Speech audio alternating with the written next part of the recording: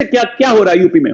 15 से था, लेकिन अब 19 से कर दिया गया, बढ़ा के 19 कर दिया गया। हाँ 19 तो कर दिया, अरे 19 कर दिया गया, नवरात्र का दशहरे की छुट्टियां। बहुत चालाक है लोग, बहुत चालाक है। कर्नाटका में स्कूल खुले थे, अभी दशहरे की हॉलीडेज कर दी गई हैं। लेकिन अभी काफी जगह खुले, असम में खुल गए हैं, यूपी बिहार में भी खुलने की सोच रहे हैं, बिहार में भी शायद खुले, देखो स्कूल्स का 9 to 12 तो खोल ही रहे हैं अभी। दिल्ली के अंदर 31 तक सारे बंद है, 9 to 12 सारे बंद है दिल्ली के अंदर। दिल्ली तो इसलिए ना बेटा, दिल्ली का जरा माहौल अलग है। यूपी में देखो शायद नोएडा वोएडा खोल दे वो योगी जी। चलिए हम लोग क्या पढ़ रहे थे? हाँ हम लोग क्या पढ़ रहे थे बेटा, जल्दी बताइए। Inorganic chemistry. अरे उसमें मतलब क्या पढ़ रहे थे? कार्तिक क्या पढ़ रहे थे बताओ? सिद्धांत, खुशी कपूर। एक मिनट रुकिए सर, मैं कॉपी खोल लूं, बता रहा हूं। कार्तिक बताइए, खुशी बताइए।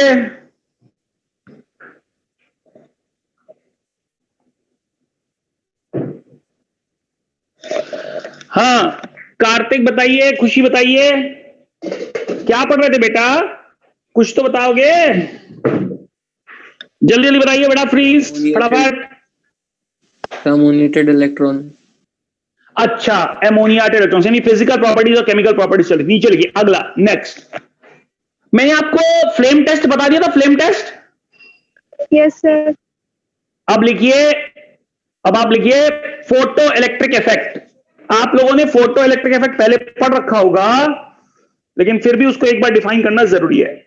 इसको हम लोग एटॉमिक स्ट्रक्चर में पढ़ते हैं, जिसको आप कहते हो PEE, photo electric effect. Photo electric effect में आपको पता होगा क्या होता है कि ये मेटल का सरफेस होता है। प्लीज देखिए इधर, ये मेटल का सरफेस होता है, यहां से सनलाइट आती है। जितने सोलर सेल्स काम करते हैं वो इसी बेस पे, सैटेलाइट के सोलर फॉर्म से काम करते हैं। ये फोटॉन्स होते हैं, ठीक है। यूनिट एरिया में, यूनिट टाइम में जितने फोटॉन्स गुजरते हैं उसको कहते हैं इंटेंसिटी ऑफ फोटॉन्स। सो यहां पर हम एनर्जी ऑफ फोटोन रखते हैं, that is H nu of photon या फिर H C upon lambda of photon, ठीक है। और यहां पर ये फ्री इलेक्ट्रॉन्स जो वैलेंस इलेक्ट्रॉन्स हैं ये पीछे बॉन्डेड होते हैं। इनको निकालने के लिए जो एनर्जी चाहिए उसको बोलते हो थ्रेशोल्ड एनर्जी, आपको याद होगा, उसको बोलते हो ETH, that is new H new TH या फिर HC अपॉन लैम्डा थ्रेशोल्ड। ये थ्रेशोल्ड का है। तो जब ये आते हैं फोटॉन्स, आ करके इनको झटके से, इंपैक्ट से, अगर ये आते इलेक्ट्रॉन एब्जॉर्ब करते और चुपचाप बाहर निकल जाते। देखिए ध्यान से, अगर सनलाइट आती, ये इलेक्ट्रॉन एब्जॉर्ब करते और चुपचाप यहां से बाहर निकल जाते इजेक्टेड इलेक्ट्रॉन्स, और ज्यादा नहीं करते, मतलब ज्यादा एनर्जी नहीं होती, तो फिर यहां पर सनलाइट का मास नेचर नहीं वेव नेचर शो होता। क्या शो होता? Wave nature. नहीं सनलाइट, भैया आई एनर्जी का तो काम ही है। देखो बेटा एक बात समझो आप, एनर्जी का काम ही होता है कि उसको कोई आकर एब्जॉर्ब करे फिर उसको यूटिलाइज कर ले। लेकिन फोटो इलेक्ट्रिक इफेक्ट में खास तौर से एस ब्लॉक का जो बने ग्रुप हम लेते हैं, तो उसमें क्या होता है कि जब ये सनलाइट आती है तो सनलाइट एक झटका मारती है इलेक्ट्रॉन को, एक इंपैक्ट मारती। इंपैक्ट आप जानते हो फिजिक्स में, large force for a shorter duration of time. तो ये झटके से जब ये बाहर निकलते तो इनकी केई बाकियों की तुलना में ज्यादा होती है। इस कारण से आपको फोटो इलेक्ट्रिक इफेक्ट में पहली बार पता चलता है कि यहां पर तो कोलिजन हो रहा है। क्यों कोलिजन हो रहा है? क्योंकि इसकी काइनेटिक एनर्जी बहुत ज्यादा है भाई, दूसरे एक्सपेरिमेंट की तुलना में इनकी काइनेटिक ज्यादा। और क्यों ज्यादा है? क्योंकि यहां पर हो रहा है कोलिजन, और अगर कोलिजन हो रहा है तो इसके पास तो मास था ही था, यानी सनलाइट के भी पास मास है। यानी फोटो इलेक्ट्रिक इफेक्ट आपको यह बताता है कि सनलाइट को फोटोन मानना जरूरी है। यानी ये सनलाइट का क्या शो करता है? मास नेचर या वेव नेचर? मास नेचर। लिख लो जल्दी से फटाफट इसको। ये आपने चूंकि एटॉमिक स्ट्रक्चर में कर रखा है इसलिए इसमें ज्यादा डिटेल में नहीं बताऊंगा, बस थोड़ा जल्दी करके बता रहा हूं। Got it? तो photo electric effect will show you the mass nature of sunlight. Okay, मैं आई रब दिस वन, मैं इसको मिटा रहा हूं। देखो भाई, अगर यह बात सच है तो फिर तो आपके लिए बल्ले बल्ले है। क्यों बल्ले बल्ले है वो आप समझ लीजिए। भाई आपने फोटो इलेक्ट्रिक इफेक्ट में यह शो किया कि sunlight is showing mass character because it is basically showing the collision tendency. तो सनलाइट का मास नेचर शो हो रहा है, तो सनलाइट तो खुद में एक वेव फॉर्म था, ये तो वेव नेचर है। इसके मास नेचर को बनाने के लिए जब हम इसको बोलते हैं सनलाइट को, तो इसको बोलते हैं फोटॉन्स। फोटॉन्स क्या है? It is the bundle of energy,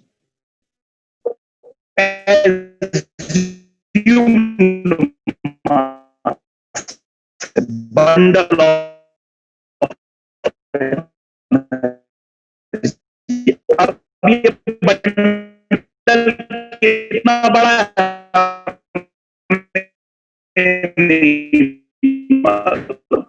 तो जब अगर मैं आपसे जिसके पास मास ही नहीं है, सनलाइट के पास मास नहीं है, तो उसका केई कैसा? सो केई कभी भी डिफाइन की जाएगी तो वो हमेशा फोटॉन्स की डिफाइन की जाएगी, because it is showing mass character. क्या मेरी बात सबको समझ में आ रही है?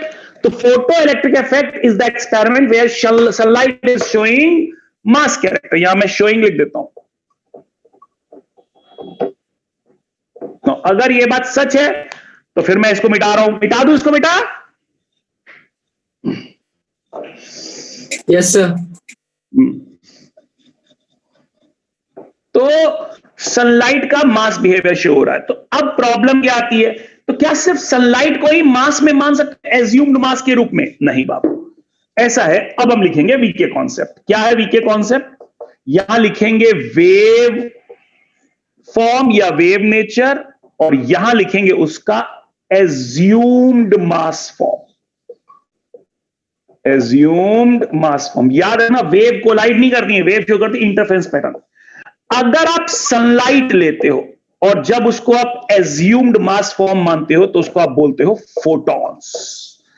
ऐसे ही एनी वेव अगर ले लो, कोई भी वेव ले लो, कोई भी वेव आपको शो कर सकती है मास बिहेवियर, तो उसका नाम होता है क्वांटा, जिसका आपने क्वांटम मैकेनिक्स पढ़ रखा था उसमें, वो इसी फ्रेम से कि किसी भी वेव को मास के रूप में मानते हो तो क्वांटा बोलते हो। इन दोनों में से बड़ा कौन सा है? क्वांटा बड़ा है कि फोटॉन्स बड़ा है? तो ऑब्वियसली बात है क्वांटा बड़ा है। फोटॉन तो एक स्पेसिफिक फॉर्म है, जब कोई वेव सनलाइट बन जाती है तो क्वांटा को फोटॉन्स बोलते हो, याद रखना, assumed mass form. Got it? कोई भी वेव होगी तो उसको क्वांटा बोला जाएगा, एज्यूम्ड मास को। सनलाइट है तो उसको फोटॉन्स बोलते हैं। काइनेटिक एनर्जी किसकी बोलोगे? इसकी बोलोगे या इसकी बोलोगे? तो ऑब्वियसली इसकी बोलोगे, क्योंकि आपने मास के रूप में माना है। वेव का खुद का कोई मास होता नहीं है, इसलिए उसकी कोई काइनेटिक एनर्जी भी नहीं होती है। मिटा दो इसको बेटा, ठीक है। अब प्रॉब्लम ये है कि आपको इसकी कैलकुलेशन भी पता होगी जो एटॉमिक स्ट्रक्चर में कराई जाती है, तो मैं उसको कैलकुलेशन को तो ज्यादा लिखूंगा नहीं। तो इसमें आपको याद होगा कैलकुलेशन बताया जाता है kinetic energy of ejected electrons. ये जो इजेक्टेड इलेक्ट्रॉन्स होते हैं, सॉरी, इनकी काइनेटिक एनर्जी आपको energy of photon minus threshold energy होती है। इसके क्वेश्चंस भी आप लोगों ने 11वीं क्लास में खूब कर रखे होंगे। तो ये फॉर्म होता है। प्रॉब्लम ये है कि ये जो इजेक्टेड इलेक्ट्रॉन्स है, इनको फोटो इलेक्ट्रॉन्स भी कहते हो, फोटो इलेक्ट्रॉन्स। और जब यही photo electrons is used in conduction, इनका जब आप कंडक्शन में यूज करते हो तो करंट जो प्रोड्यूस होती है उसको बोलते हो फोटो इलेक्ट्रिक करंट। और फोटो इलेक्ट्रिक करंट का जो नोशन छोटा आई होता है, छोटा आई। बड़ा आई जो है वो इंटेंसिटी बताता है, और छोटा आई कन्वेंशन है कि इसमें क्या बताता है? Photo electric current. और इसी करंट को हम आगे यूज कर लेते हैं, अपने सेल्स में स्टोर कर लेते हैं। जो आर्टिफिशियल सैटेलाइट्स हैं जो चलते रहते हैं वो इसी फ्रेम चलते हैं। यही सोलर फ्रेम का सबसे बड़ा यूज होता है इसका। तो आपसे अगर कोई कभी पूछे कि क्या फोटो इलेक्ट्रिक एक्सपेरिमेंट वैक्यूम में भी होता, तो आप बोलोगे वैक्यूम में भी होता, ऊपर होता ना आराम से वैक्यूम में, क्या दिक्कत? सैटेलाइट तो है वहां पे, ठीक है। मिटा देना उसको ना। अब प्रॉब्लम ये आती, अब आते हैं एक्सपेरिमेंट में। अब आपके सामने जो सबसे बड़ी दिक्कत आती है वो दिक्कत ये आती है बाबू कि कौन कौन से एलिमेंट्स फोटो इलेक्ट्रिक करंट करेंगे या कौन कौन से नहीं करेंगे। तो वने में आ जाओ, वने यूज करते हैं ज्यादातर। वने में होता है lithium, sodium, potassium, rubidium, caesium. आपको पता है ऊपर से नीचे आते हुए एटॉमिक साइज क्या करता है? इंक्रीज करता है। तो भैया Z स्टार इफेक्टिव क्या कर जाता है, डिक्रीज कर जाता है। न्यूक्लियस का अट्रैक्शन डिक्रीज किया तो आयोनाइजेशन एनर्जी 1 जो होगी, ऑब्वियसली इसमें 1 ही होती है, वो क्या करेगी, डिक्रीज होगी। तो सबसे आसानी से इलेक्ट्रॉन किससे निकलेगा, सीजियम, और सबसे मुश्किल से कैसे निकलेगा, लिथियम से। Lithium photo electric experiment show नहीं करता है। क्यों नहीं शो करता है भैया, सीधी सी बात है कि इसका आयोनाइजेशन एनर्जी काफी ज्यादा होता है। लिख डालो इसको,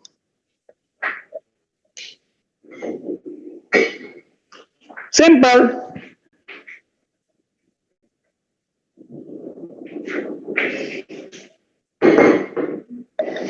ठीक है, हम अगला आते हैं, नेक्स्ट। मिटा दे इसको।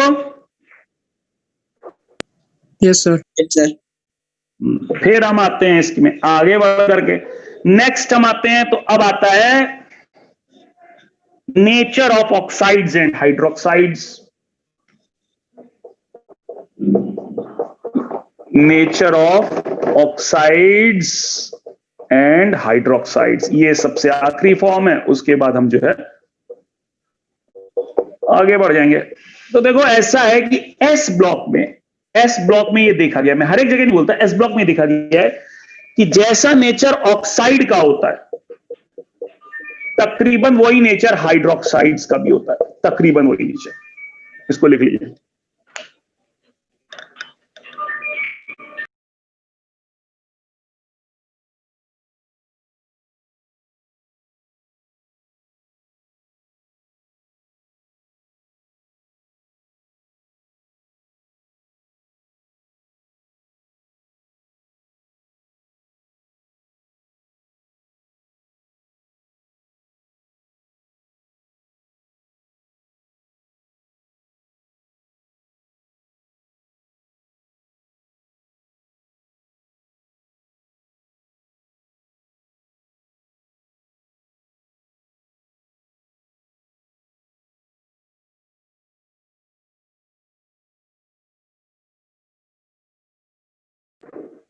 हाँ बेटा, तो नॉर्मली एस ब्लॉक के लिए, वैसे नॉर्मली सभी के लिए होता है, लेकिन ऑक्साइड्स और हाइड्रोक्साइड्स का नेचर नॉर्मली सेम ही होता है।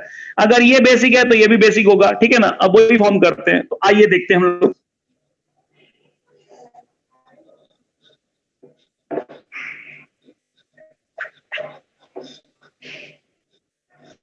आइए सबसे पहले ऑक्साइड्स की बात करें। देखो ऑक्साइड्स की बात करें तो केस 1 बात करते हैं, पहले बात करते हैं ग्रुप वाइज, ठीक है, याद रखना। सो आप यहां लिखोगे Li2O, Na2O, K2O, 1 2 3। ऑक्साइड्स की बात करेंगे तब सफर, फिर उसके बाद BeO, MgO, calcium oxide, strontium oxide, barium oxide. देखो बड़ी सिंपल सी बात है, ऐसा है कि ये 1A ग्रुप के ऑक्साइड्स हैं, ये 2A ग्रुप के। इन दोनों में एक फंडा ये होता है कि जब आप ऊपर से नीचे आ रहे होते हैं तो बेसिक नेचर जो है वो इंक्रीज करता है ऑक्साइड्स का, इसमें भी और इसमें भी, दोनों में ही बेसिक नेचर क्या करता है, इंक्रीज। यानी ज्यादा बेसिक कौन होंगे, यही फ्रेंड। हालांकि ये बहुत ज्यादा स्टेबल ऑक्साइड है, लेकिन फिर भी, और ये भी काफी स्टेबल ऑक्साइड है BeO, लेकिन लिथियम ऑक्साइड सबसे ज्यादा स्टेबल होता है, ये अलग ही इसका कहानी चलती है। तो ऊपर से नीचे आते समय बेसिक नेचर इंक्रीज करता है। जब इनके ऑक्साइड्स का इंक्रीज करता है तो इनके हाइड्रोक्साइड्स का भी इंक्रीज करेगा सिमिलरली, ठीक है। तो ये ऑक्साइड्स का नेचर है, ऊपर से नीचे आते हुए इनका बेसिक नेचर इंक्रीज करता है। यानी बेसिक नेचर, अब बेसिक नेचर का क्या मतलब है, उसके मैं फंडामेंटल्स आपको 2-3 बताऊंगा, ठीक है। अब टू फाइंड बेसिक नेचर और एसिडिक नेचर, बेसिक नेचर और एसिडिक नेचर ऑक्साइड्स का पता लगाने के कौन कौन से मेथड है। तो देखो पहला मेथड 1 जो है वो बड़ा सिंपल है। आप ऑक्साइड के अंदर पानी मिलाइए, देखिए क्या बनता है। अगर वो बेस बना रहा है तो ये ओल्ड मेथड है, ओल्ड मेथड, सबसे पहला मेथड ओल्ड मेथड है। बेस बन रहा है तो इसका मतलब ये बेसिक ऑक्साइड है। और अगर ऑक्साइड के अंदर अगर आप पानी मिलाएं, एसिड दे रहा है तो ये एसिडिक ऑक्साइड है। कभी कभी, लेकिन ये थ्योरी कई जगह जाकर के फेल कर जाती है। ये 9th-10th में बच्चों को पढ़ाई जाती है, आपने पढ़ी होगी ये चीज, है कि नहीं, याद है आपको? तो इसका अगर आपको अच्छा फॉर्म लेना है, इसका अगर कोई अच्छा फॉर्म लेना है, लिख लीजिए इसका। तो एग्जांपल मैं आपको देता हूं, मिटा रहा हूं इसको। तो इसका एग्जांपल अगर मुझे देखना है इस केस 1 का कि भाई इसका एग्जांपल क्या है, तो मैं जाऊंगा थ्योरेटिकल फॉर्म में, मैं जाऊंगा पीरियड वाइज। ठीक है, मैं कैसे जाऊंगा बेटा? मैं जाऊंगा पीरियड वाइज।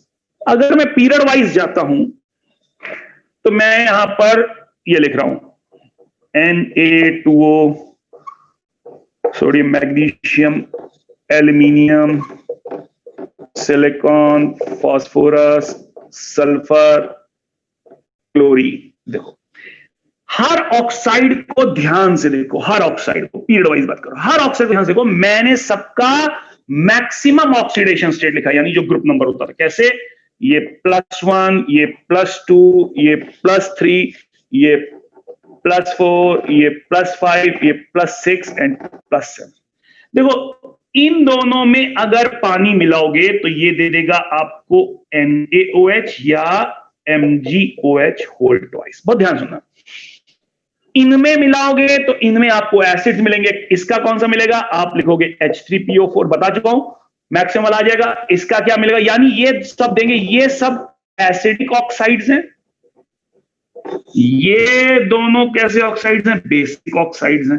अगर हम बात करें तो हमें दिख रहा है कि यहां से यहां जाने पर, लेफ्ट टू राइट जाने पर एसिडिक नेचर बढ़ रहा है। एसिडिक नेचर बढ़ रहा है, इसका मतलब बेसिक नेचर क्या हो रहा है? कम हो रहा है। तो ये बेसिक है, ये एसिडिक है, तो ये बीच वाले क्या हो जाएंगे? ऑब्वियसली इसको कहते हो एम्फोट्रिक।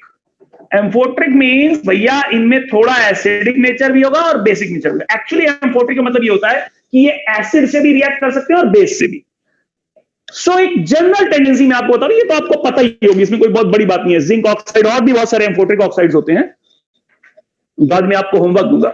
तो ये एक बड़ी बेसिक थ्योरी कि आपने फटाफट फटाफट करके किया, भैया यहां से यहां एसिडिक नेचर बढ़ रहा है तो हमने कर दिया। ठीक है, लेकिन वो जो आपने लिखा ना, अब एल्यूमिनियम में डालोगे तो बनता है AlOH होल थ्राइस, तो आपको लगा ये बेस है। अरे दिखना बेसिक है लेकिन ये है एम्फोट्रिक। ठीक, दूसरी थ्योरी, तो वो जो पुरानी थ्योरी थी उसमें बहुत सारे गर्भ थे, तो फिर हमने एक नए फंडामेंटल किया। न्यू फंडामेंटल क्या बोला जाता है, देख लीजिए आप।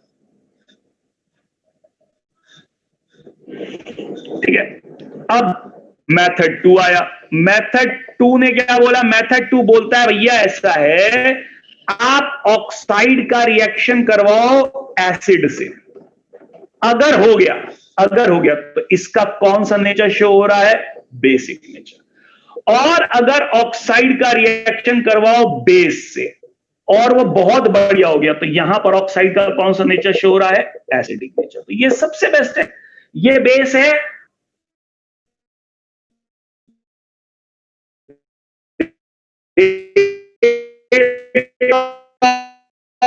रिएक्शन के ऊपर। तो हम इसी के ऊपर बात करते हैं।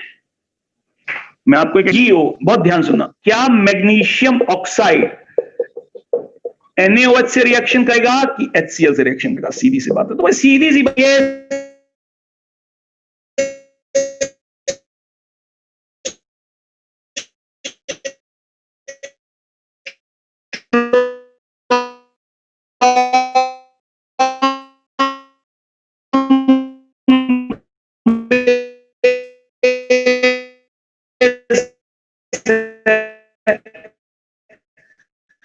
और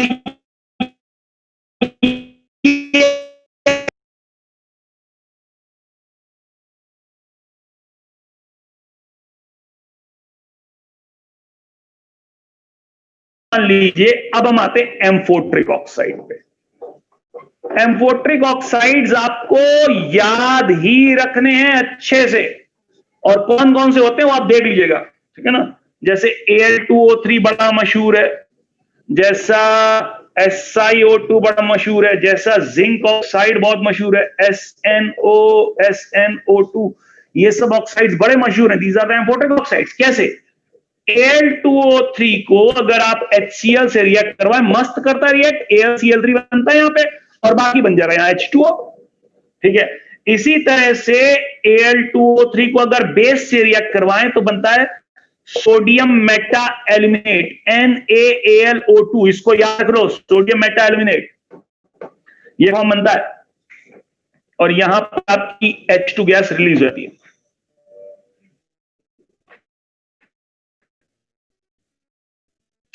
ठीक है,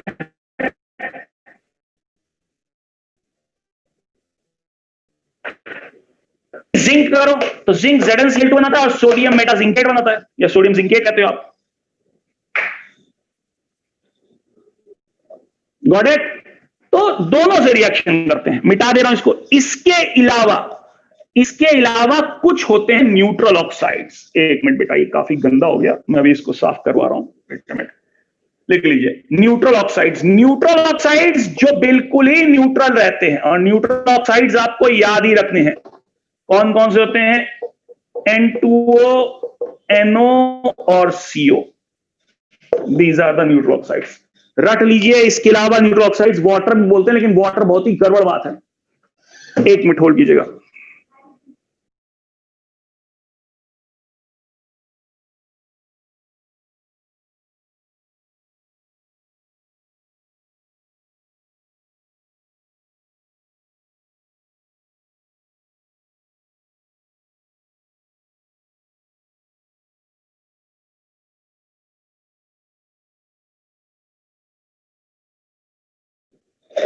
बात आती है वाटर की।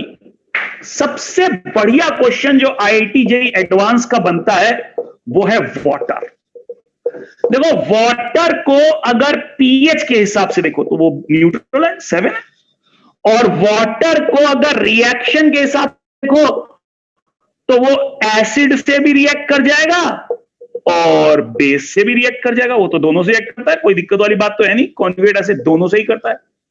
तो रिएक्शन के हिसाब से तो वो हो जाएगा एम्फोट्रिक, इसके हिसाब से देखो तो वो न्यूट्रल है। और ये क्वेश्चन आया हुआ है IIT JEE एडवांस में, इसका आंसर IIT JEE एडवांस से ही मिला था। और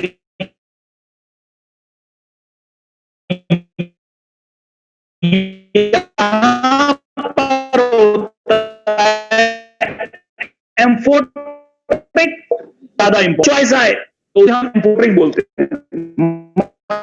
मल्टी चॉइस आए तो आप न्यूट्रल बोल सकते हो, लेकिन वाटर एम्फोट्रिक ज्यादा है।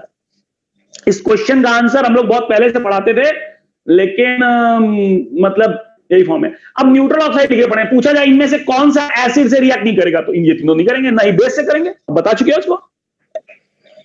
ठीक है, तो वाटर को आप एम्फोट्रिक मान के ही करोगे, ये ध्यान रखना, अदरवाइज तो दिक्कत हो जाएगी।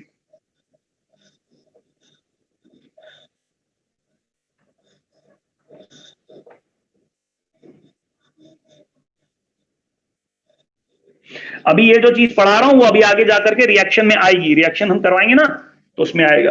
अच्छा, अब आते हैं हाइड्रोक्साइड्स। हाइड्रोक्साइड्स 1A और 2A दोनों के बना लेते हैं। तो जैसा ऑक्साइड में नेचर चलता है वैसा ही हाइड्रोक्साइड चलता है। हम सब NaOH, KOH, यहां पर BeOH होल ट्वाइस, ठीक है, बेमग ने कहा सर 12। देखो, हाइड्रोक्साइड्स की अगर आप बात करो तो ये भी याद रख लो कि उधर जाते समय बेसिक नेचर कम होता है इन जनरल, एसिडिक बढ़ता है, और नीचे आते बेसिक बढ़ता है। तो ऊपर से नीचे बेसिक नेचर जो है वो क्या करता है, दोनों में इंक्रीज। इसमें कोई भी एक्सेप्शन नहीं है, बिल्कुल सिंपल है। यानी ज्यादा बेसिक कौन है, और जो ज्यादा बेसिक होता है उसकी Kb वैल्यू ज्यादा होती है और उसकी pKb वैल्यू क्या होती है, कम होती है। आपको पता होगा बेस के लिए pKb यूज करते हैं, देख लीजिए, आया हुआ क्वेश्चन है IIT एडवांस में, कई बार Kb और pKb पूछते हैं।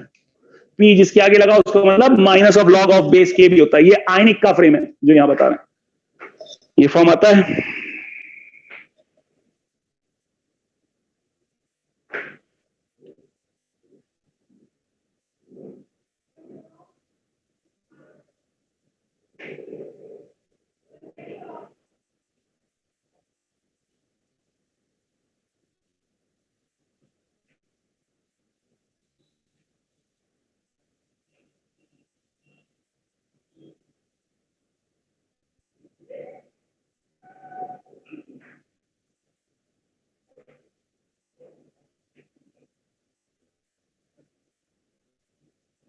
हो गया बेटा?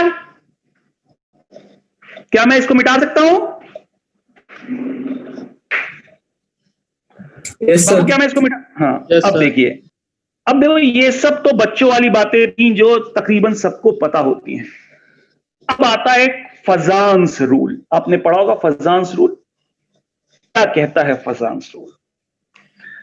देखो, फजांस रूल की बात करो, हालांकि फजांस रूल मैं तुम्हें अभी नहीं बाद में बताऊंगा, ये बाद में आता है, लेकिन इसका फंडा मत पता है। ये बताता है nature of covalency. Nature of covalency यानी बॉन्ड कैसा है, कितना कोवेलेंसी इसकी किसी की होती है।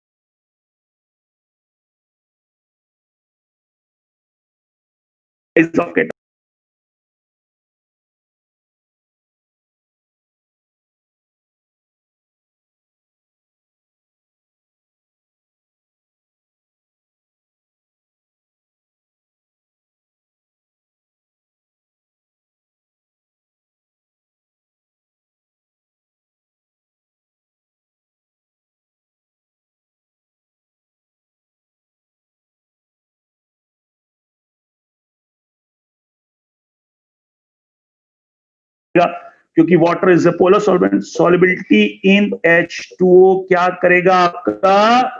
डिक्रीज करेगा। अब इस फंडामेंटल को लेकर के इतना हौच पौच है, मैं आपको पहले ही बता दूं कि फजान रूल की एप्लीकेशन ज्यादातर एस ब्लॉक के सॉल्ट्स में आती है, एस ब्लॉक। लेकिन उसमें भी एक्सेप्शन है। जैसे जैसे आप पीडी की तरफ बढ़ते हैं, फजान रूल्स के द्वारा दिए गए फंडामेंटल्स बिल्कुल उड़ जाते हैं।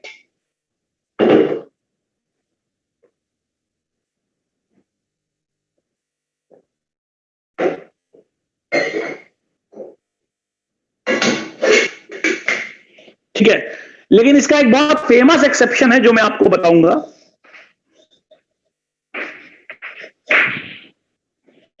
इसका एक फेमस एक्सेप्शन है जो मैं आपको भी बताऊंगा, नीचे की एप्लीकेशन।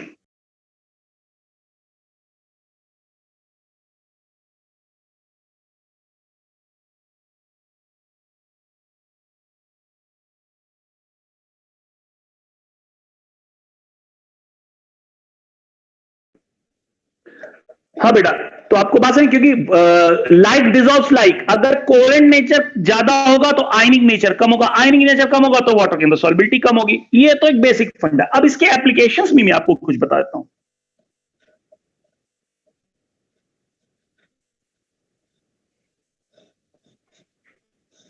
देखो, ये याद कर लो, AgF, BeF2, PbF2, ये सब हाईली सॉल्युबल इन वाटर है। ये मैं आपको एक फंडा दे रहा हूं।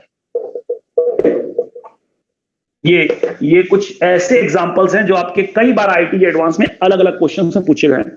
तो ये मैं आपको एक टिप दे रहा हूं याद करने की। AgF फ्लोराइड्स जो है, इन तीनों के बहुत जबरदस्त सॉल्युबल है। इसका मतलब इसके अंदर कोवेलेंट नेचर ज्यादा है, सॉरी आयनिक नेचर ज्यादा है, कोवेलेंट नेचर कम।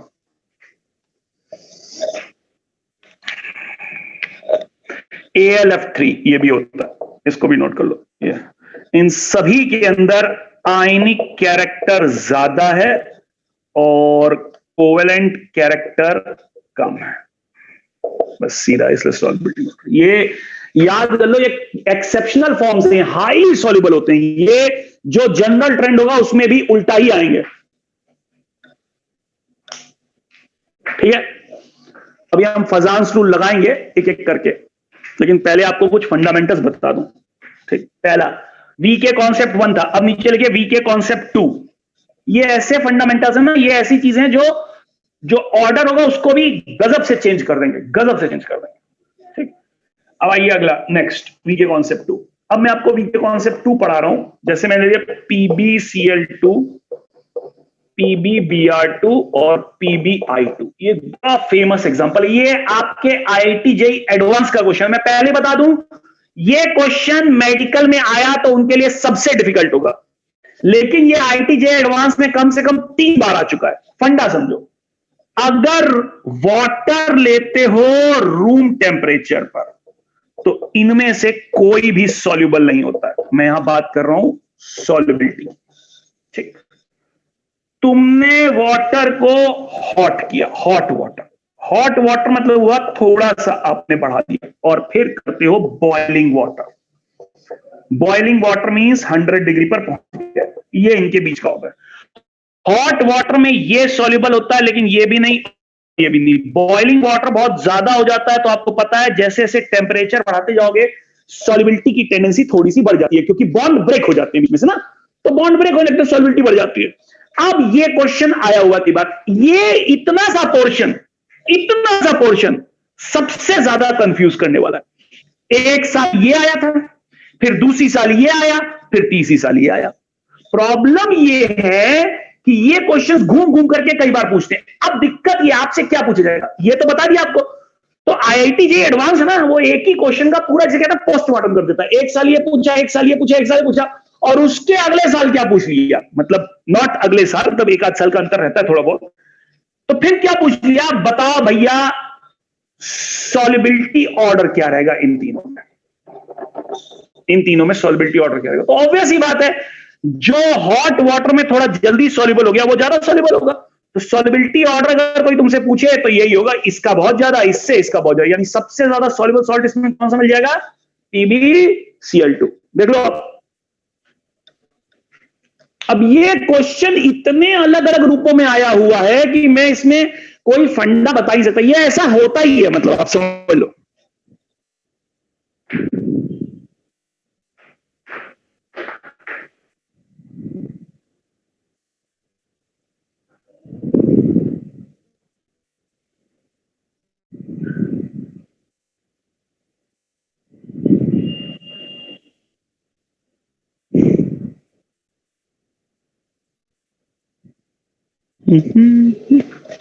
हो गया बाबू?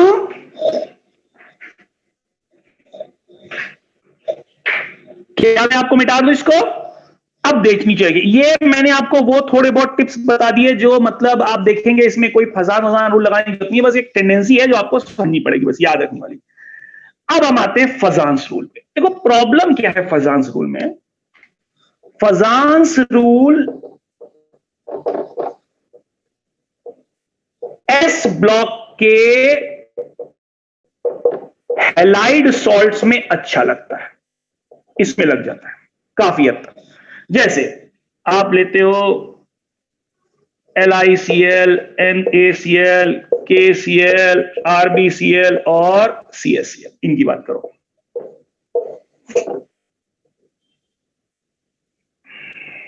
ठीक है, इनकी बात करो।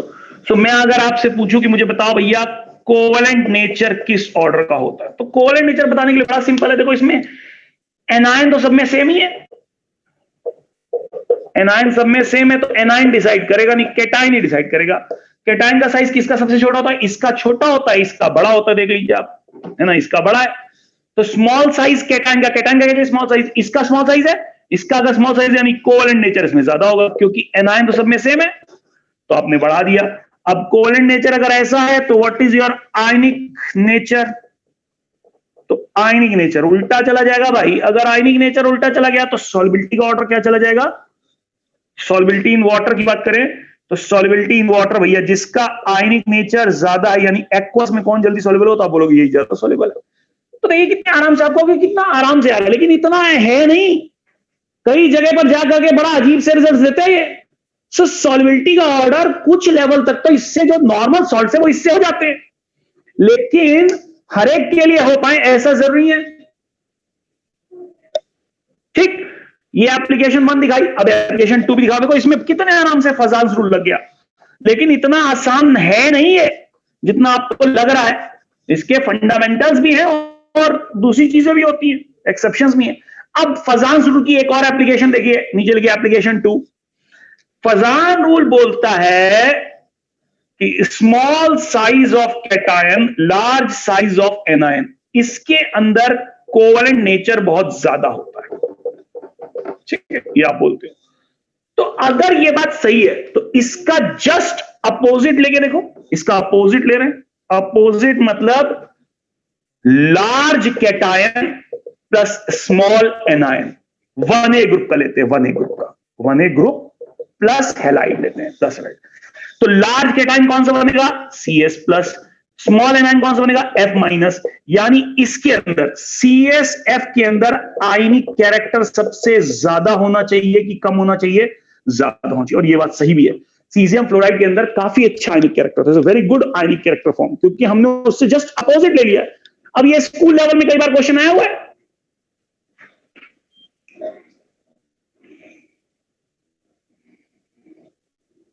क्या मेरी बात आपको समझ में आ रही है अच्छे से? Yes sir. हाँ, अच्छा, फजांस रूल निकला, फजांस रूल के फंडामेंटल रहे। अब उसके बाद अब असली मकसद तो सॉल्युबिलिटी इन वाटर पता करने का, और सॉल्युबिलिटी इन वाटर के क्वेश्चंस हर दूसरे साल आते ही हैं और ज्यादातर बच्चे उसको गलत करते ही हैं। तो सॉल्युबिलिटी इन वाटर एक बहुत बड़ा क्रूशियल फॉर्म है एस ब्लॉक का, जो आपको आना ही चाहिए, उसमें हम कुछ कर ही नहीं सकते। मिटा दो इसको।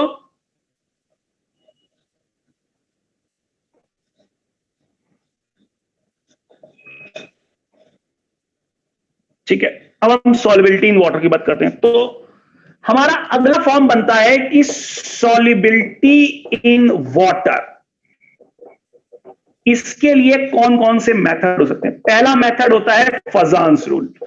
फजांस रूल से ये चेक करो भैया कि इसमें आयनिक कैरेक्टर ज्यादा है, कोवेलेंट कैरेक्टर कम है। जिसमें आयनिक कैरेक्टर ज्यादा होगा वो ज्यादा अच्छा सॉल्युबल होगा। तो इसमें मैं शॉर्ट फॉर्म में यहां लिख देता हूं कि जिसमें परसेंटेज आयनिक कैरेक्टर ज्यादा होगा उस सॉल्ट की सॉल्युबिलिटी भी ज्यादा होगी, जो हमने की। लेकिन इसके बहुत से एक्सेप्शन थे।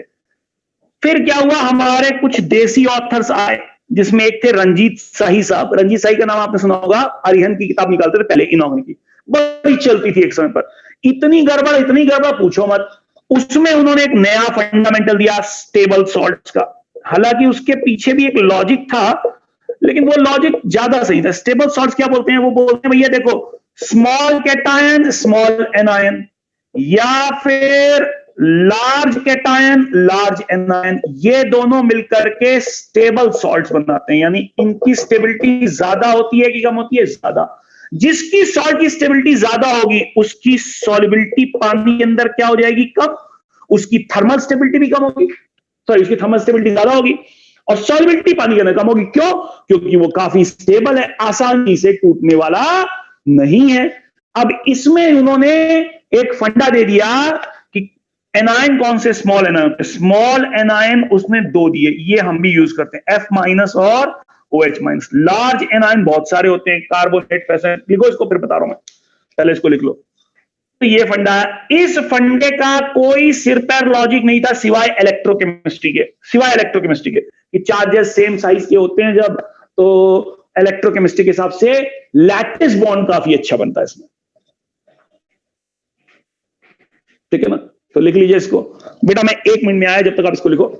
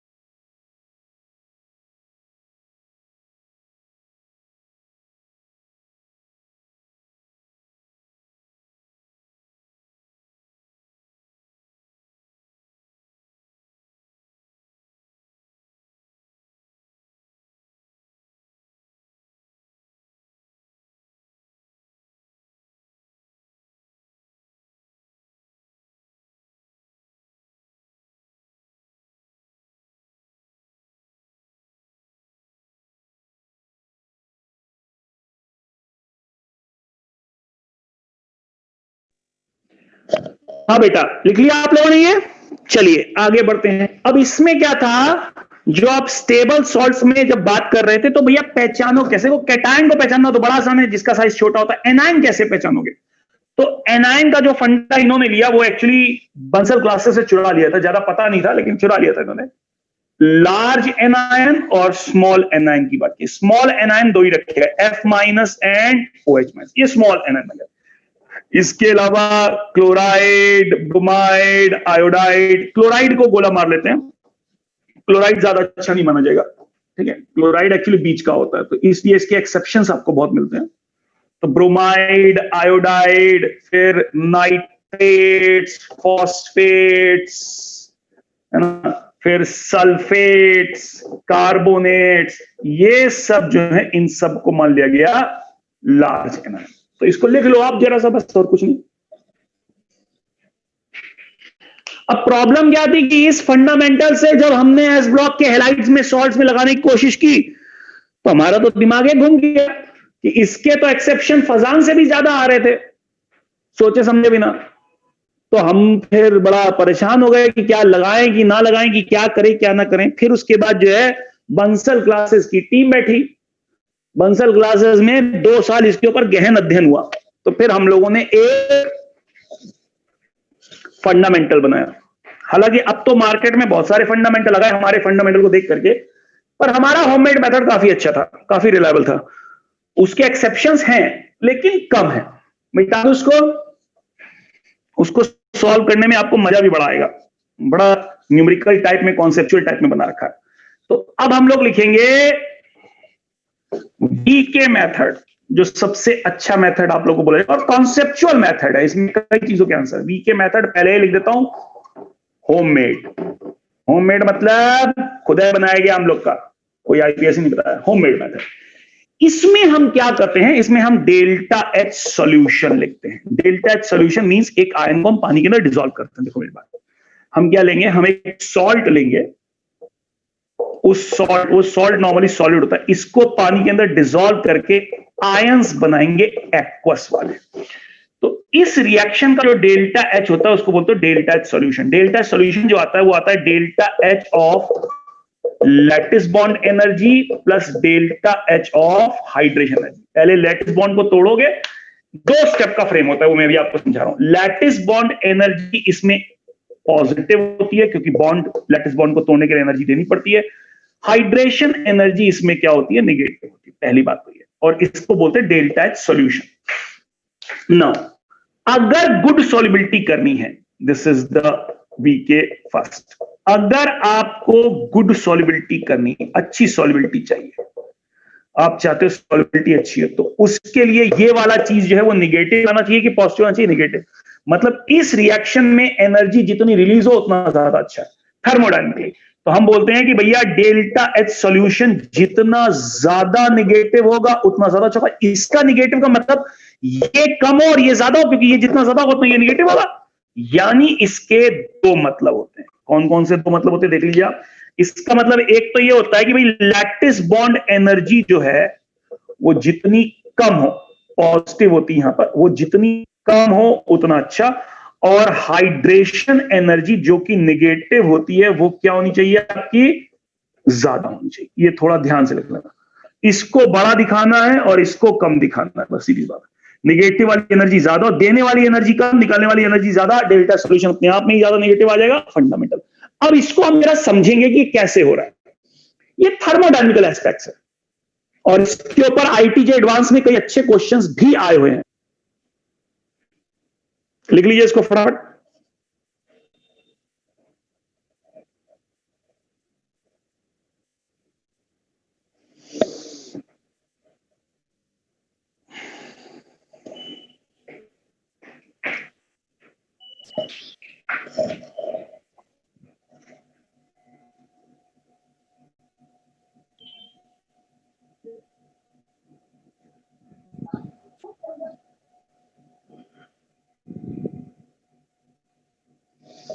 क्या ये बात सबको समझ में आ रही है आपको? चलिए आइए अब नीचे लिखिए एक्सप्लेनेशन। इसको जरा समझे तो सही कि ये हो क्या रहा है, कैसे बता रहे हो, कैसे नहीं बता रहे हो, थोड़ा हम समझ भी तो लें। हवा में थोड़ी बात होगी, ये क्या आपने बताया सर, हमको तो कुछ समझ ही नहीं आया। तो लीजिए समझ लेते हैं इसको हम, क्या दिक्कत है। आइए देखो, हम एक सॉल्ट लेते हैं। पहले हम क्या लेंगे? एक सॉल्ट लेंगे।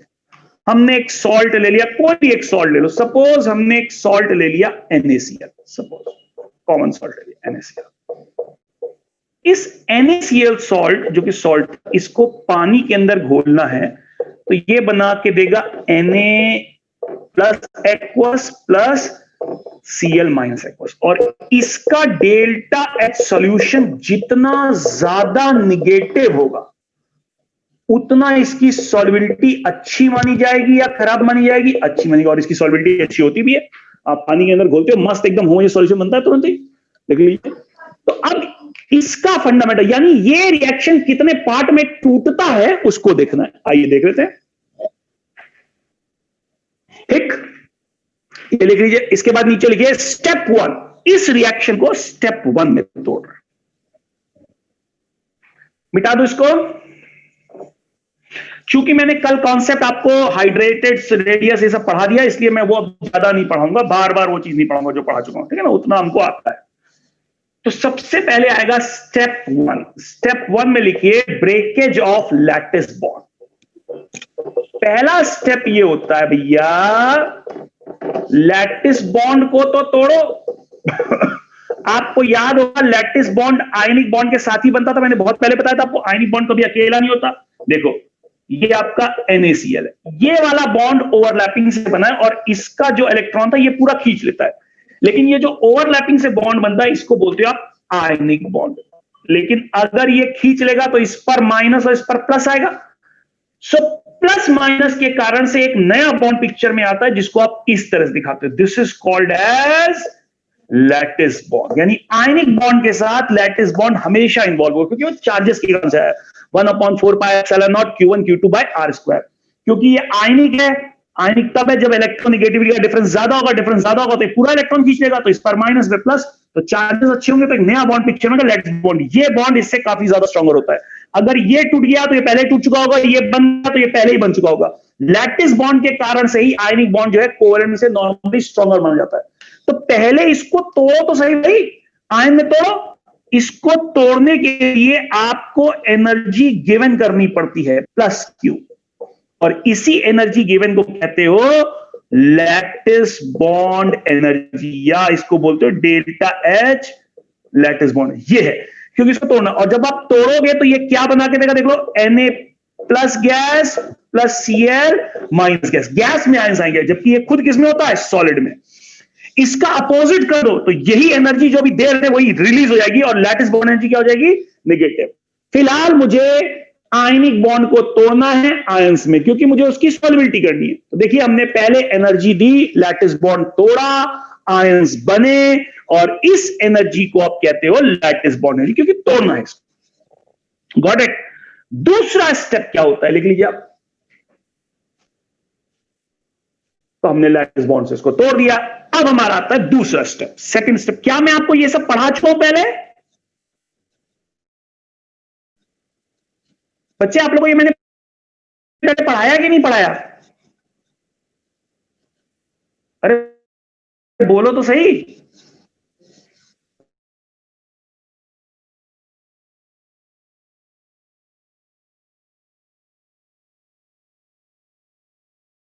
आपको लग रहा है कि मैंने पढ़ा रखा है?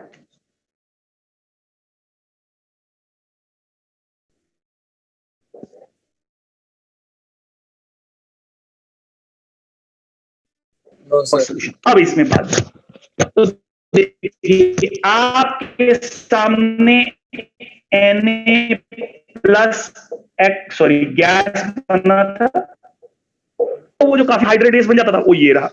इसी तरह से Cl माइनस गैस को अगर आप पानी के अंदर डुबो तो ये बन जाएगा Cl माइनस एक्वस। तो यहां पर दो टाइप की एनर्जी निकलेगी। एक निकलेगी हाइड्रेशन एनर्जी कैटायन की, एक निकलेगी एनायन की। देखो ध्यान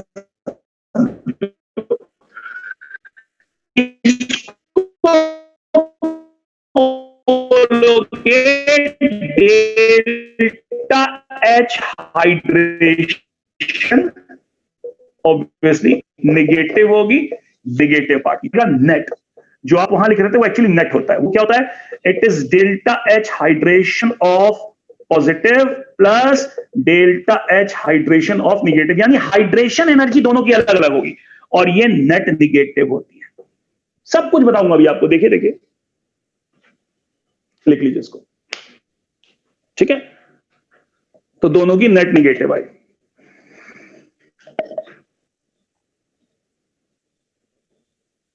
कर दिया आप लोगों ने? तो ये नेट हाइड्रेशन एनर्जी होती है, this is your net hydration energy, जो दोनों को मिला करके होती है। Okay, shell I rub this one? बच्चे मिटा दो इसको। Yes sir. अब हम दोनों, आपको पता है हेस लॉ, पता होगा हेस लॉ क्या कहता है कि चाहे सिंगल स्टेप में रिएक्शन हो चाहे मल्टी स्टेप में, डेल्टा एच क्या रहेगा? हमेशा constant. So according to Hess law से नेट एनर्जी कांस्टेंट रहेगी, तो आप बोलोगे delta H solution is equals to delta H of lattice bond energy दी गई थी और delta H of hydration energy. ये हमें पता है, हम बार बार नेट लिखेंगे कि हमें पता है कि ये नेट ही होगा, कैटायन आयन को दोनों मिला करके। अब आपको पता है कि ये तुम्हारा पॉजिटिव होता है और ये तुम्हारा निगेटिव होता है। तो जितना ये निगेटिव ज्यादा आएगा, निगेटिव ज्यादा कब आएगा? जब किसका मॉड बड़ा हो। तो सीधी सी बात है, डेल्टा एच हाइड्रेशन का मॉड जितना ज्यादा बड़ा होगा delta H lattice bond energy से, उतनी अच्छी सॉल्बिलिटी होगी, गुड सॉल्बिलिटी। तो मान लो अगर तुम्हारे सामने कोई क्वेश्चन आ जाए, बोले कि यार ये सॉल्ट ज्यादा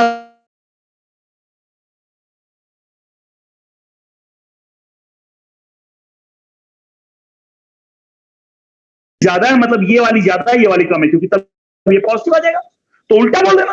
तो थियोरेटिकली थर्मोडायनेमिकली अगर कोई सॉल्ट इनसॉल्युबल है तो हम इसका फ्रेम यही बोलते हैं कि भाई जो ज्यादा सॉल्युबल है उसमें बोलेंगे हाइड्रेशन एनर्जी ज्यादा बड़ी है। हाइड्रेशन एनर्जी ज्यादा बड़ी है तो निकलने वाली जो एनर्जी है वो ज्यादा है, यानी डेल्टा सॉल्यूशन ज्यादा निगेटिव है, इस कारण से वो ज्यादा सॉल्युबल है। सॉल्युबिलिटी का फ्रेम बहुत सिंपल है, लैटिस बॉन्ड एनर्जी कम बताओ, हाइड्रेशन ज्यादा बताओ, ताकि डेल्टा एच सॉल्यूशन तुम्हें क्या नजर आए, निगेटिव या पॉजिटिव? निगेटिव। निकलने वाली एनर्जी ज्यादा होती है तो मैं पहले बता चुका हूं कि वो रिएक्शन नॉर्मली जल्दी होता है।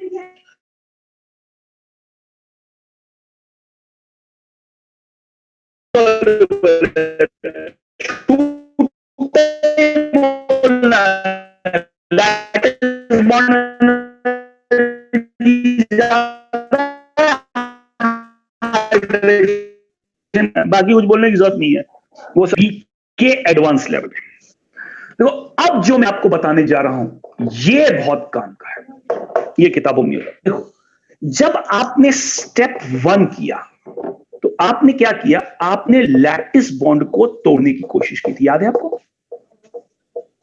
ठीक, लैटिस बॉन्ड एनर्जी को तोड़ने की कोशिश की थी आपने, इसको तोड़ा था। अब लैटिस बॉन्ड एनर्जी जो है वो तो चार्जेस के कारण से आया है। क्या होता है इसका मतलब? ये होगा 1/4 पाई एप्सिलॉन नॉट, ठीक है, 1/4 पाई नहीं करो, Q1 Q2 by bond length का square minus Q1 upon bond length का स्क्वायर। इस केस में जो इसकी बॉन्ड लेंथ होगी, बहुत ध्यान से देखना इधर किया, इस केस में जो इसकी बॉन्ड लेंथ होगी, क्या उस बॉन्ड लेंथ को मैं लिख सकता हूं, it is nearly equals to radius of cation plus radius of anion. क्या मैं ये लिख सकता हूं? Radius of cation plus anion, nearly ये लिख सकता हूं, नियरली, ठीक है।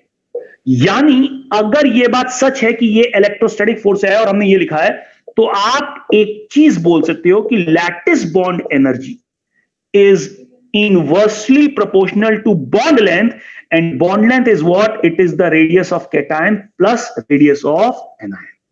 ये लिख लो, क्योंकि बॉन्ड लेंथ में आप लिख सकते हैं इनवर्सली प्रोपोर्शनल कि भाई bond length r plus plus r minus होगी, यानी दोनों को जोड़ करके ये लिख लिया आपने, ये फर्स्ट स्टेप था। तो यानी अगर कोई पूछे कि लैटिस बॉन्ड एनर्जी किसके प्रोपोर्शनल, तो आप बोलोगे कैटायन और एनायन दोनों के रेडियस के इनवर्सली प्रोपोर्शनल जोड़ करके, इस फॉर्म में। इसको डब्बे में बंद करके स्टार मान लो, आईआईटी एडवांस में 2-3 बार पूछा गया है ऑब्जेक्टिव फ्रेम में।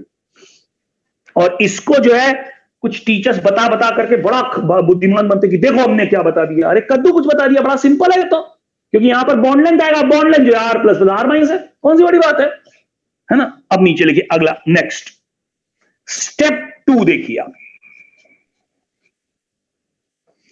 अब जब आप स्टेप 2 कर रहे हैं, स्टेप 2 मींस जब सॉल्युबिलिटी ऑफ आयंस कर रहे हैं, ठीक है ना, तो आप यहां पर बनाते हैं Na+ और यहां बनाते हैं Cl-। बहुत ध्यान सुनिएगा। सो आप कहते हो भैया देखो ऐसा है, इसको चारों तरफ से अपोजिट आयन खींच लेंगे, घेर लेंगे, OH minus OH minus OH minus OH minus, है ना। और मैं जो है दो लेयर बना देता हूं, ज्यादा नहीं बनाता, ठीक है। OH माइनस OH माइनस, समझना आप इसको, मैं क्या बोलने की कोशिश कर रहा हूं। ये आपकी पहली लेयर बन गई और ये आपकी दूसरी लेयर। दूसरी लेयर बनानी इसलिए जरूरी है क्योंकि ये मल्टी लेयर कॉन्सेप्ट है, ठीक है। फिर आप बोलते हो देखो देखो देखो इसमें पार्शियल पोलर बॉन्ड है, ये अट्रैक्ट करेंगे।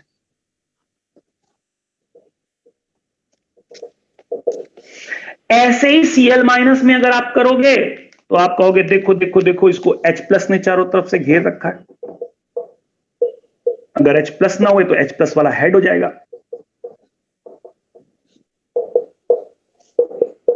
तो इसमें भी आप 2 लेयर बनाते हो, समझिएगा जरा जो मैं आपको बता रहा हूं कॉन्सेप्ट। इस केस में जब आप आयनिक रेडियस देखोगे तो आपको समझ में आएगा, यही फॉर्म बनता है, ध्यान से देखिएगा। तो dot dot dot dot dot dot dot dot dot dot dot, ये पार्शियल पोलर बॉन्ड्स हैं आपके ना, थोड़ा ध्यान समझिएगा। इस केस में भी हाइड्रेशन एनर्जी निकलेगी, इस केस में निकलेगी, लेकिन इस केस में जो ΔH हाइड्रेशन पॉजिटिव पार्ट का है, ये पॉजिटिव पार्ट इसका, ये क्या हो जाएगा 1/4πε0 Q1 Q2 बाय R²। इस R² को क्या आप बोल सकते हो, it is inversely proportional to radius of cation. देखिए ये जितना छोटा होगा उतना अपोजिट ज्यादा आएंगे, उतनी एनर्जी ज्यादा रिलीज होगी। तो कैटायन वाली जो हाइड्रेशन है, पॉजिटिव पार्ट वाली, वो R+ सिर्फ इसके रेडियस के इनवर्सली प्रोपोर्शनल है। ऐसे इसका साइज जितना छोटा होगा पानी के अंदर साइज बड़ा हो जाएगा, खींचा जाएगा। तो ΔH hydration of negative part की अगर बात करो, it is inversely proportional to radius of anion होगा, क्योंकि इसी के ऊपर डिपेंड करेगा।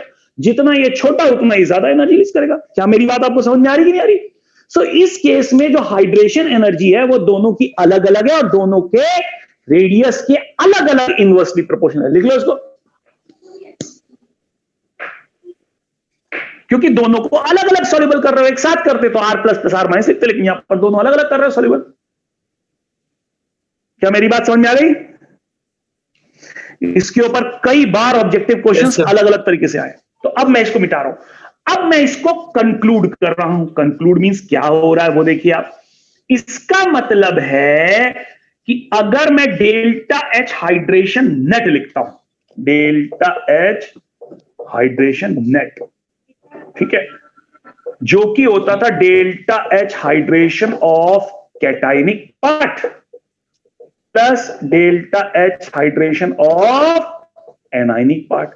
अब ये खुद में R+ के इनवर्सली है, ये R- के, तो क्या आप इसमें ये लिख सकते हो कि जो ΔH हाइड्रेशन आ रहा था net, that is inversely proportional to R+ जो इससे आया है प्लस R- जो इससे आया, ये लिख सकते हो।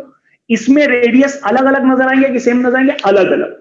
तो समझिए हाइड्रेशन एनर्जी जो है वो रेडियस के अलग अलग फॉर्म में आती है, जबकि लैटिस बॉन्ड एनर्जी की अगर बात कीजिए तो चूंकि एक साथ बॉन्ड में मौजूद होता है वो ये आता है। तो इन दोनों पैरामीटर्स को थोड़ा दिमाग में बिठाइए क्या है इसके ऊपर। इसमें हाइड्रेशन एनर्जी अलग अलग आई है, वो भी प्लस करके, और इसमें एक साथ आई हुई है। ऑब्जेक्टिव क्वेश्चन कई बार आते हैं इसके ऊपर कि बताओ इनमें लैटिस बॉन्ड एनर्जी किसके प्रोपोर्शन होगी, तो ये देख लो आप, हमने कौन सा मैप बता दिया। अब इसको बताते हैं तो लोग ऐसा बताते हैं कि जैसे पता नहीं क्या बता दिया, दुनिया बता दी। तो ये कॉन्सेप्ट कई बार आप लोगों से पूछा जाता है।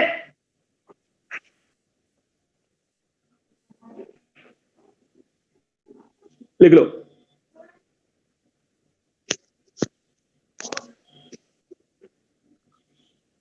अब इसके ऊपर एक बार क्वेश्चन आया हुआ था, वो देख लो आप, IIT के एडवांस में।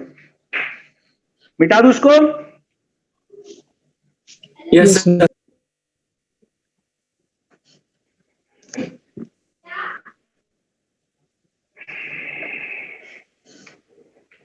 क्वेश्चन क्या था IITJ एडवांस का, वो आप देख लीजिए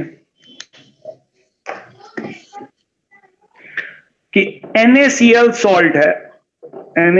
सॉल्ट है जिसमें रेडियस ऑफ Na प्लस है 10 एंगस्ट्रॉम और रेडियस ऑफ Cl माइनस है सपोज 8 एंगस्ट्रॉम, ठीक है, नहीं 18 एंगस्ट्रॉम, 18 नहीं 20 कर लो, ज्यादा अच्छा कर, 20 एंगस्ट्रॉम ये दिया हुआ।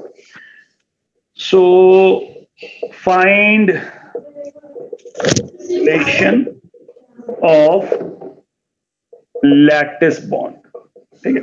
ए option inversely proportional to 30 angstrom, B point inversely proportional to 1/10 plus 1/20 angstrom, फिर सी आता है प्रोपोर्शनल टू 10 into 20 एंगस्ट्रॉम और डी आता है नन ऑफ दीज। जल्दी बताओ इसका आंसर क्या होगा। Lattice bond energy, lattice bond energy होगी 1/this प्लस 1/this होगी, आंसर इसे दिख रहा आपको? Yes sir. समझ में आ गया आपको?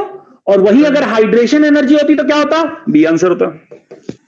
ये तो खैर होगा ही नहीं, तो इस चीज को समझना पड़ता है क्योंकि लैटिस बॉन्ड एनर्जी आपको पता है कि it is inversely proportional to 1/r plus plus r minus, इसके इनवर्सली प्रोपोर्शनल होती है। आगे डाल दिए सर अब ये हाँ बेटा सर लेटेस्ट बॉन्ड में अपॉन बॉन्ड लेंथ का स्क्वायर आना चाहिए ना? हाँ, लेकिन बॉन्ड लेंथ का स्क्वायर कहो या स्क्वायर ना भी लगाओ तो भी क्या दिक्कत है तो इनवर्सली ना। अरे तुम्हें रिलेशन बताना है कि डायरेक्टली है कि इनवर्सली है कि या वैल्यू बतानी है। Means we are talking about the value और द रिलेशन, पहले तो ये डिसाइड करो।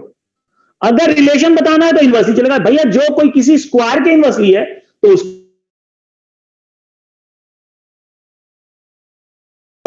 रिलेशन बताना है, स्क्वायर आ जाए तो और अच्छा, हमें क्या दिक्कत है, लेकिन एक बेसिक फंडामेंटल है, ठीक है। आई होप सो कि आप लोग, क्योंकि सॉल्युबिलिटी के खतरनाक फ्रेम्स बताऊंगा मैं और उसी को फॉलो करना है। कोई किताब कहीं कोई यूट्यूब कुछ नहीं फॉलो करना, सब बेकार के फालतू दे रखे हैं। जो कल बताऊंगा उसको स्ट्रिक्टली फॉलो करना है, ठीक है ना। तो कल मिलते हैं सॉल्युबिलिटी वाले फ्रेम के, तो इस ब्लॉक में सॉल्युबिलिटी पूरी करा दूंगा। मैंने आपको सॉल्युबिलिटी अलग से वो नहीं करवाई थी ना, तो इसमें कराऊंगा वो, ठीक है। Yes sir. चलिए bye bye, thank you very